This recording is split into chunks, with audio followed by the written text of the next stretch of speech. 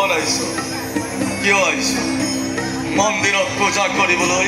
নে মাৰক শান্তি দিবলৈ মই মাক খবৰ এটা দিবলৈ তহঁতৰ খবৰবোৰে মাৰক কিমান অশান্তি দিয়ে তহঁতি জাননে অন্তত মাৰক ঈশ্বৰৰ ওচৰত আৰাধনা কৰিবলৈ অলপ সুবিধা কণ্টো দে নহয় খুৰা মই মাক অশান্তি দিবলৈ অহা নাই পতি পত্নী পুত্ৰৰে ভৰা এখন ঘৰৰ মাই ত্যাগ কৰি কিমান অশান্তি পালে এগৰাকী পত্নী আশ্ৰমৰ বাসিন্দা হ'ব পাৰে সেই কথা মই উপলব্ধি কৰি তেনেহ'লে আৰু অশান্তি নিদিয়াই ভাল